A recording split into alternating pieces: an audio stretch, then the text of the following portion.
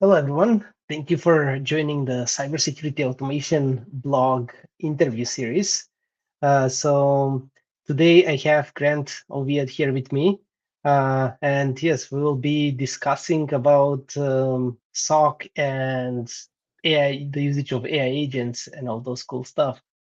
So yeah, I'll let Grant to go with short introduction.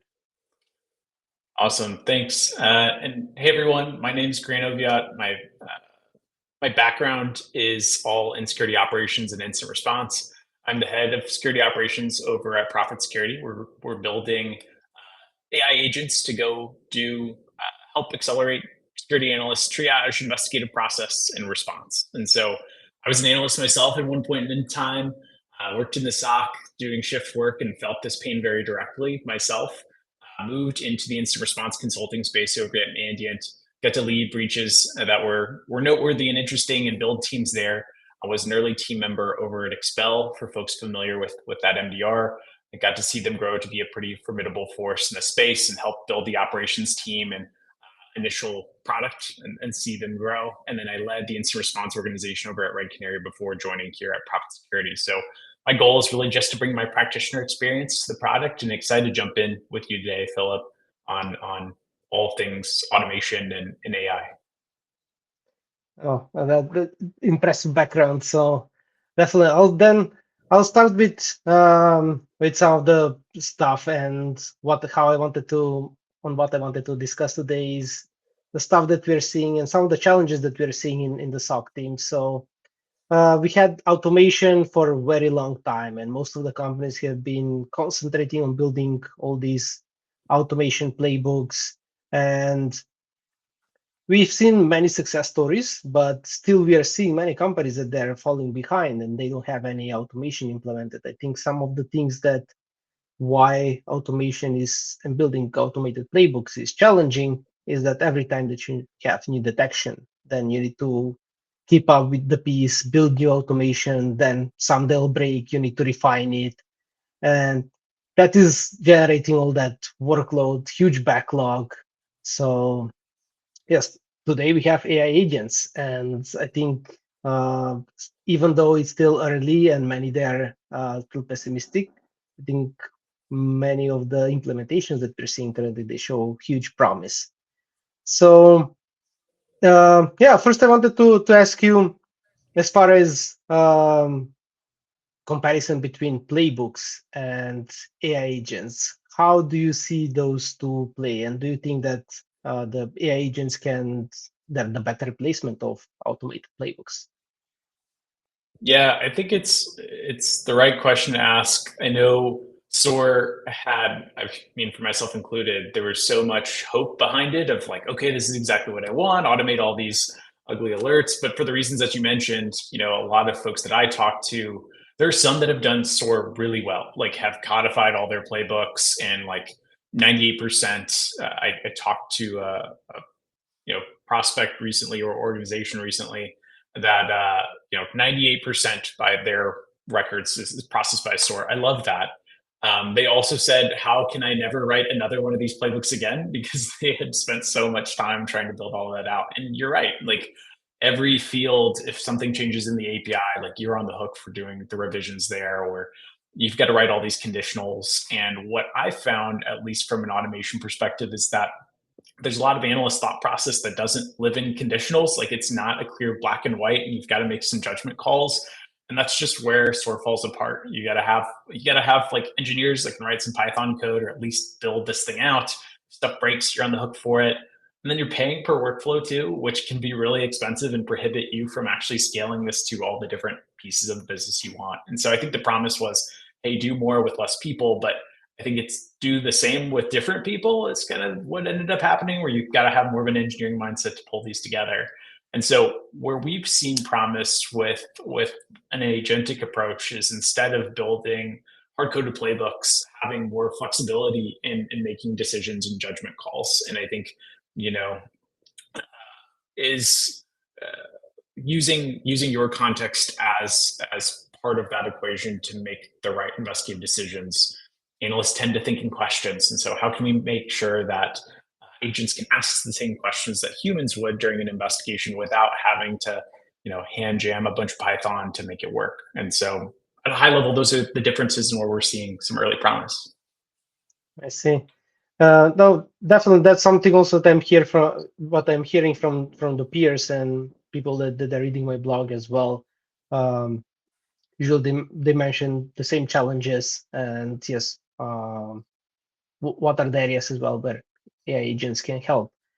Um, and I recently had a blog that was related on the how the AI agents can tackle specific SOC tasks. And I wanted to see your opinion. What do you think that, first of all, how do you think these AI agents evolve? And which are the tasks that they're best at doing at this point with what we have available as far as technology?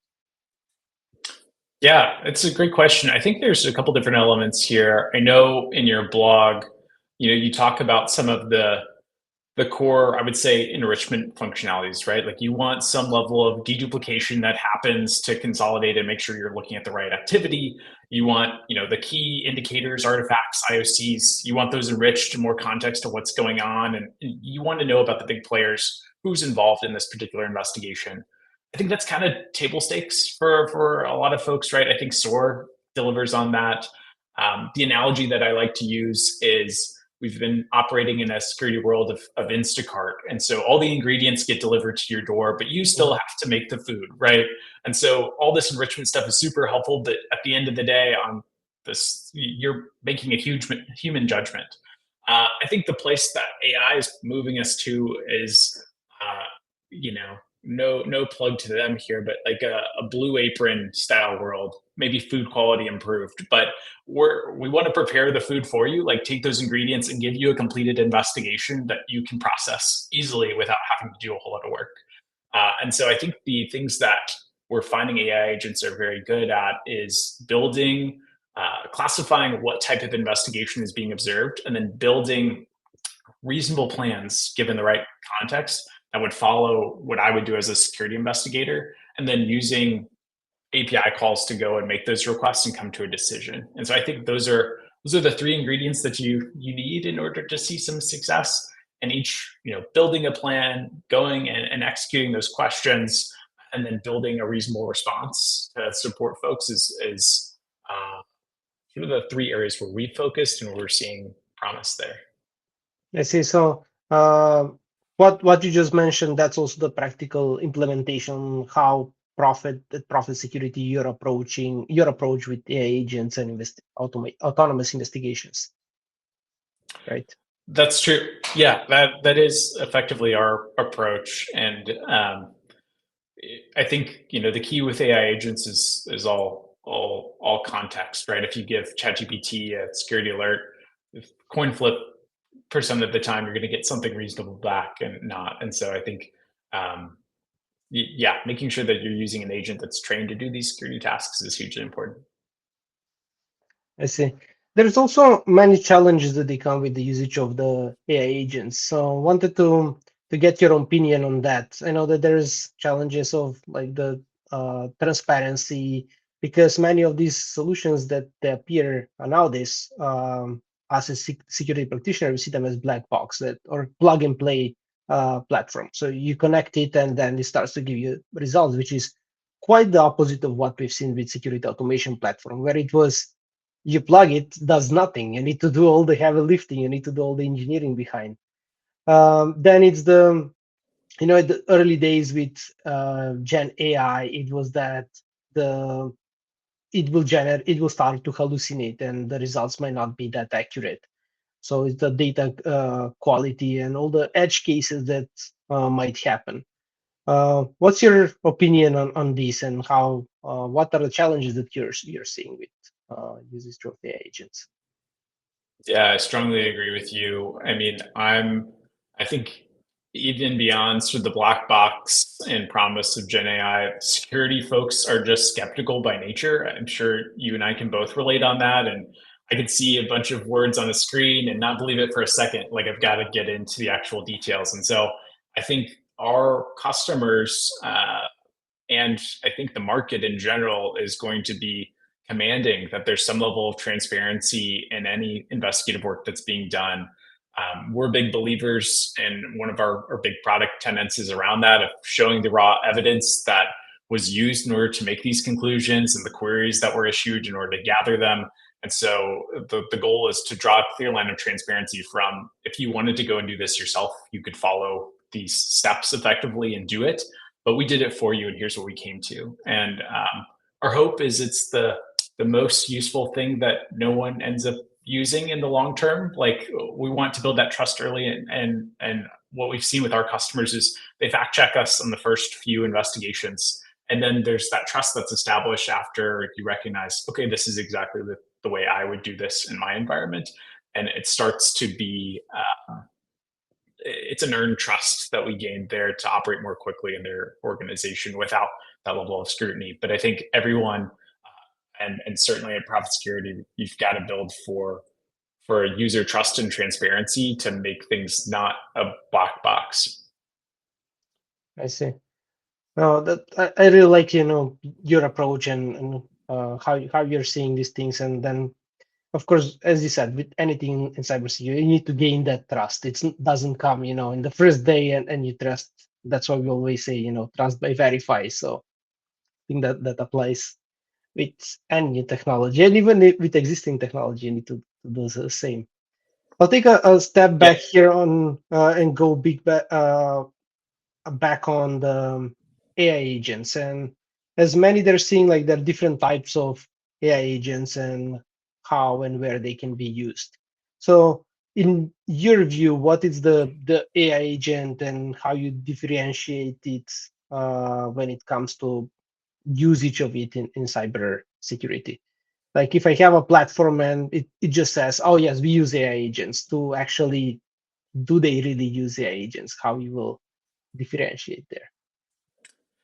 Yeah, it's a good question. I think, what you expect with agents is some form of I use the word dynamism, maybe not quite autonomy, but the ability to make decisions outside of something that's a hard-coded playbook.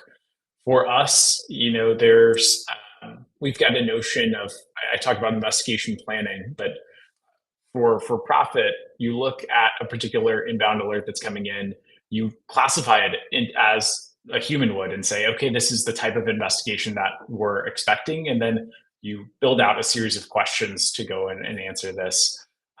There's a notion of plan stability that you want with AI agents in many cases. Of, I don't want every investigation that I see from an AI agent to be its own unique snowflake. There are a certain number of investigative questions that my organization really always needs to have answered, and so there's a notion of plan stability. But I think agents, you have more of a freeform experience there for IOCs that are observed to go and pivot and make additional decisions from, without having to build sort of the SOAR playbook and say, hey, when you encounter this situation, do something else.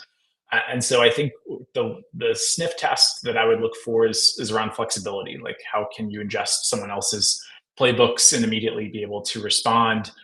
Can you ask arbitrary questions and build those and support future planning? What does the feedback look like for this system? Is it a bunch of conditional statements behind the hood, or is it really just operating off of dynamic inputs? And I think that's the agentic world that was promised versus a SOAR and sheep's clothing. I see that you went through really nicely, and I think it provides a bit clarity on, yes, what's the difference between, yes, AI agents and evals and classical loops that we had in the SOAR implementation. When we have all this now, let's say we have implemented AI agents or autonomous SOC stuff. How do you see the roles of a SOC, or how the SOC operates nowadays, and how SOC will operate once an autonomous SOC platform it's implemented?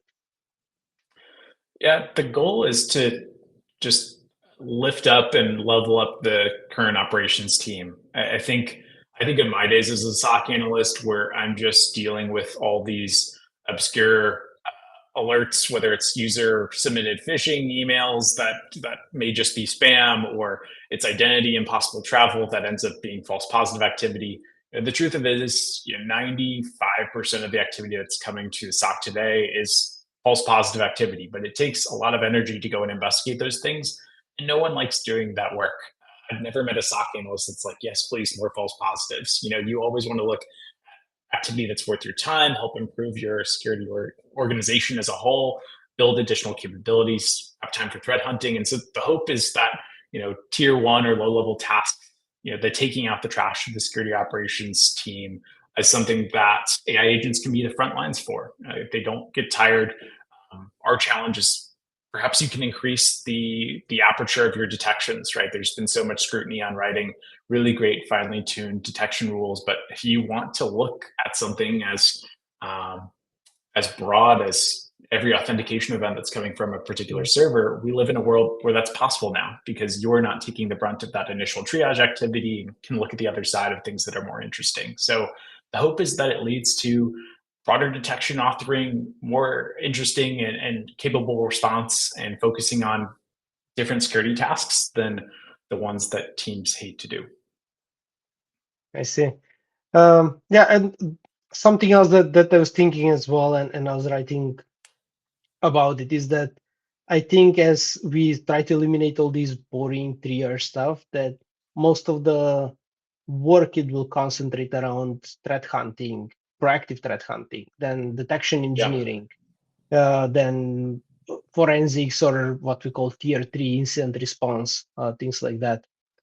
And yes, that I think it will help us a lot as well with whole burnout that we get in the SOC, as you said, mainly all that comes by just going through all those false positives, getting stuck in the loop of just closing alerts and even making mistakes because everything starts to look all the same at one point, which is Yeah. not the case when we have an AI agent or any like machine in the loop, because machine doesn't get bored. That's what it's designed to do. Yeah, we have some customers today that small security team, security engineers, really 3 folks. Their team was getting charged with going 24/7, and they were already getting paged on call, nights, evenings, weekends, and were just completely over it, of course. And so they were like, "Hey, could we use AI agents, have all of this knowledge in house, and respond in house instead of outsourcing this problem to like an MDR or an Yeah. MSSP, and then it pages us if there's something that's worth our attention." And so they've been a customer with us for over a year now. I think they've been paged a total of 2 times versus getting paged, they said it was a couple times a week at least, from what they were observing before. And so I think it's a huge quality of life improvement, like being able to spend time and check out of work and spend more time Yes. with family. And I think just even getting refreshed as a human being is meaningful and making better decisions in the workplace. And so I hope even just as having some off hours or an AI counterpart can create some more space to do to be refreshed and focus on different tasks. Definitely. And uh, as we're speaking on, you mentioned also earlier on the feedback loop and the trusting the judgment of processing the alerts by autonomous system. So first, let's touch on let's say whole feedback loop. Do you think it's important that all let's say, the autonomous system is closing thousands of alerts as false positives? I think then we need to go back to the source, to detection engineering, and yes, fix those in other way, not to let, if it's really true false positive, and just filter out the noise. If it's just suspicious activity, as we let it be and we wait for the moment when it will be true positive. What's your view on that? Do you think that also with profit security, or in general with where we stand with this type of technology, can it feed back to the detection engineering, to the SIEM, and so on, to fix the detection rules in first place, Yeah, it, to help us fix it afterwards? yeah, it's a great question, and I think I'd be curious on your take as well. But I think security products historically, especially those that are detection focused, tend to show value by having bigger alert numbers on the board, and the consequences security teams have to deal with all of those signals. Some of them are good, some of them are not, and require tuning. But the premise is that bad things have to be shown or found in order for security tools to get renewals, which is dangerous in my opinion. I think it leads to the outcome that we're in Yes. now of being drowned in alerts. And so I've always said that at Profit Security, we're focused on being in the construction business of building up people's security practices versus the roofing business, which I say, you're waiting for a hailstorm to happen in order to show your value. And so I want someone to be excited about AI agents. If we never find an incident in their environment, that's a success for the customer. That's a success for us. Like, I want them to be excited. And I think a big part of that is in supporting detection engineering. And so if you have AI agents investigating hundreds, thousands, tens of thousands alerts in your environment, what I think is a huge boon is being able to look over all of those investigative decisions and surface up, like you said, hey, this rule, it's not doing you any favors, right? Like, it's been false positive 100% of the time. Here's some opportunities where you can go and tweak those things. We call them insights at Profit. So basically Mm-hmm. doing roll up reports of all of your false positive activity and saying, here's what we've learned about you. Here's some ways that you can surface improvement, kind of a traditional resilience style approach is what I would say. And like, how do you build up your organization to be better based on the things you've learned in the past? I think that's an important element. I really challenge all this agentic approach to not be focused on building up those incident numbers, but just make security teams better. And as incidents are part of that, respond to those as well. I see. That's pretty good take. And earlier you mentioned that you had a customer where they would they get paged 2 times, and I think then we will have. I just started thinking we'll have different problem. That means that, oh, I got paged only 2 times in whole year. Maybe something wrong with the system. Maybe do I trust all the Yeah. judgments that that is doing? How do you see this? Do you think then it will be some sort of reporting? It will be quite important to show you all the judgment that the system did and what was the reasoning behind. I think probably I'm jumping to another topic on how the reporting will look like in autonomous system, because we'll have some new metrics that we'll need to look at. But yeah, first, how do we gain the trust when we get escalated? Incidents get escalated rarely. Yeah, it kind of goes back to the classic over tuning problem in detection engineering, right? How do we make sure that we haven't just blown away all of our signal? And I think it goes back to the transparency premise. Like, you have to make sure the evidence is there, that I can go back and audit these investigations and find things that are important. I think it also requires transparency in another dimension of, I want to see how accurate my AI agents have been across different disciplines. And so if I need to apply human attention to something, what would that bucket of activity be? And how can we make sure that um, we're expressing the accuracy, confidence, and severity of activity that we're observing, and so humans can make the right decisions as well. A really important element for us is context or feedback, perhaps in a different way than we've been discussing, but organizational tribal knowledge is a huge element of doing investigations. Yes. And so I think it's something that we work through, is how do we gain that information passively and actively through user investigation? How can you audit that feedback that's been applied to an AI agent to make sure that the intended consequences of what you've told in natural language are actually what you want to happen in investigations, and audit those capabilities as well? And so I think transparency in a couple dimensions. One is, you may have overtuned your AI agents by telling it something that you didn't really mean. It's like, hey, all this activity looks benign all the time.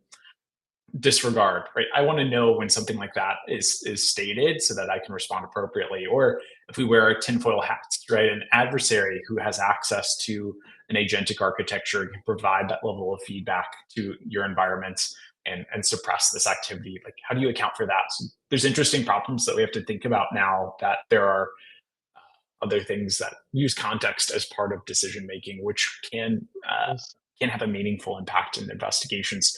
But I think ultimately the call is to transparency. Like, when providing context and feedback, perhaps it's a 2 key turn, right? Of like making sure that this is authorized feedback before you're telling an AI agent that's doing security tasks to do this directive, right? Yes. And we need to make sure that those false positive investigations, that they are all visible and accessible, and that people can work through those investigations themselves to build trust. And so, yeah, harkening back to kind of a couple of points ago, I think it comes around trust and transparency, and there's some new things that we need trust around when AI agents are in play. Yes, yes, definitely. I think that is changing also the whole like how do we apply then all the guardrails and the controls around AI agents. And I think it comes with any new technology. Even when I'm thinking back of the days when we were switching from on-prem to cloud, it was like whole new security stack that we needed to build around it. And it's still going on. I mean, still there is like new technology coming up just to protect the cloud. Going back to the reporting that I was saying, do you think that there is a new metrics that we will be that we need to look at when we have autonomous SOC, or does the usual the time to detect and respond to threats? I think that they're still relevant, but is there anything new or additional that you're seeing that it's relevant when it comes to AI SOC? It's a good question. I think at least in the near term, there's going to be a focus around the existing metrics. Like, alert latency is the big one that folks can see pretty evidently in an AI solution. If things aren't waiting in the queue for someone to go and respond to them, if you get a big surge of 40 or 400 alerts that fired at the same time, you've got the AI agents can work on those in parallel and get to the same conclusion. I think that's a huge um, comparison between how humans operate today, and you can see the boons and benefits. The mean time to investigate is obviously going to be important, because how can you compress that investigative time, and then the mean time to respond going end to end. I think that's what the focus will be on in the interim.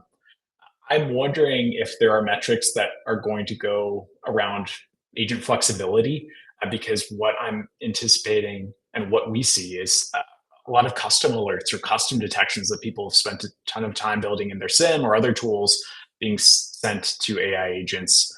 And so, what does coverage look like for new and novel sources, unrelated to sort of native security devices or well-known integrations? Like, how flexible are these AI agents to solve different problems?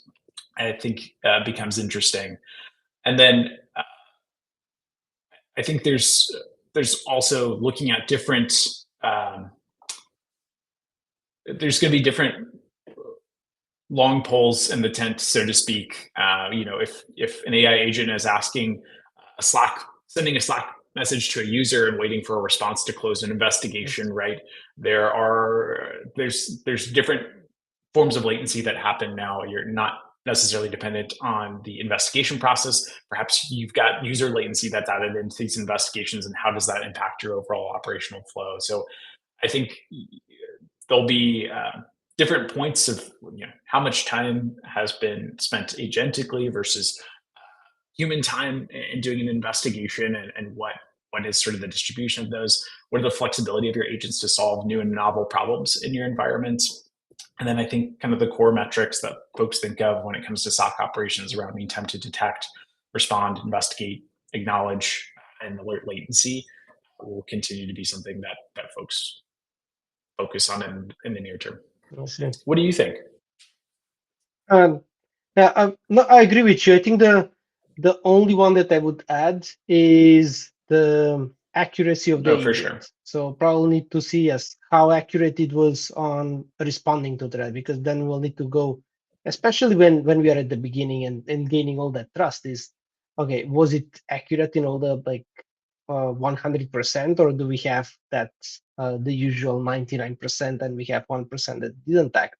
Or do we how then do we review the steps that they're doing? Do we need to modify some of the steps, and that's why showing that it's accurate? And maybe if we change it, it won't be as accurate, because then it needs to train on the new playbooks that we are adding, in other words, or new training material. Yeah, I think that's a great call out around accuracy, and of course has to be a huge part. I think talking about transparency, I think you want to see by investigation type what the accuracy level has been, and how do you manage that. And then where does responsibility fall in terms of accuracy, right? Like you mentioned black box, but this these are systems and agents that you can control. Is it the vendor that's responsible for maintaining accuracy at some level? Where does the customer get involved in managing accuracy? From a profit security's perspective, I can see from our perspective, we believe it's our responsibility to ensure accuracy of agents. We actually do.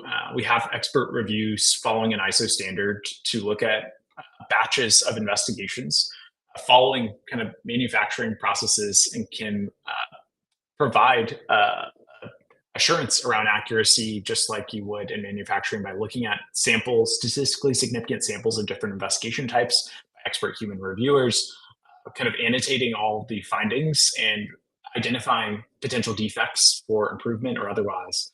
Allows us to put actual stamps of approval around what the accuracy rating is for these types of investigations. But we're taking the responsibility for that, and have built out a team to go and make sure these things are accurate for customers. And so it's another way that we can reinforce our claims and make sure that we're building confidence, especially in the early days. That's great. And especially, it's, as you said, it's quite important in the vendor to be also as proactive as possible at the deployment of the agent and how accurate they are.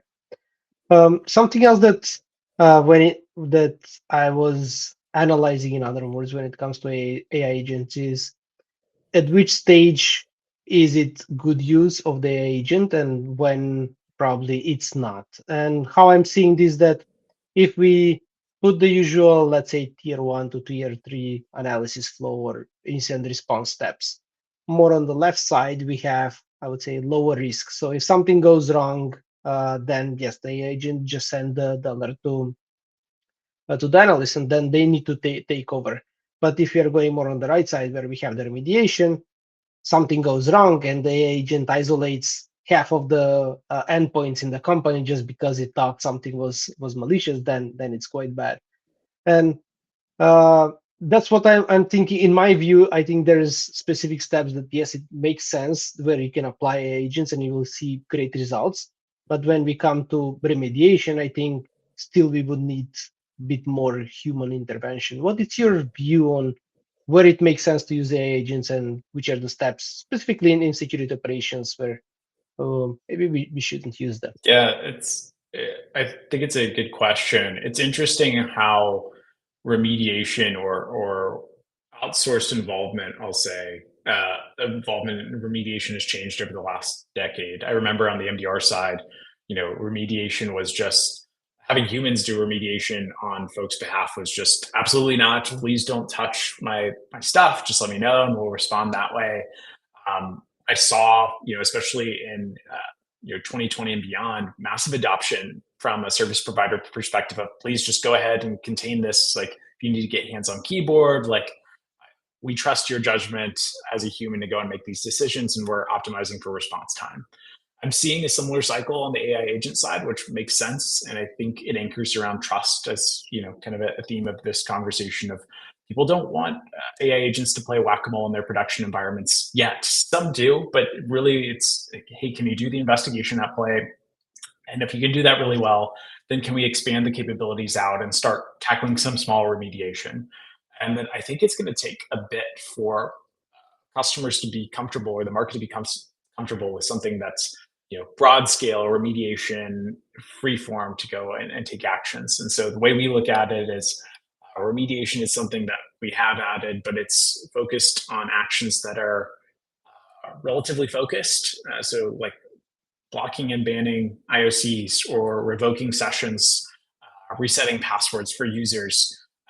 These things are generally not responsible for organizational outages, and we give organizations the flexibility and control to say whether they want to be the ones to manually hit the button, or if in certain situations at a given determination that's malicious at a high severity or confidence level, go ahead and take that action on my behalf. And so I think it's going to start with those basic remediation actions that everyone has, containing a workstation versus containing a server and doing, any production type remediation.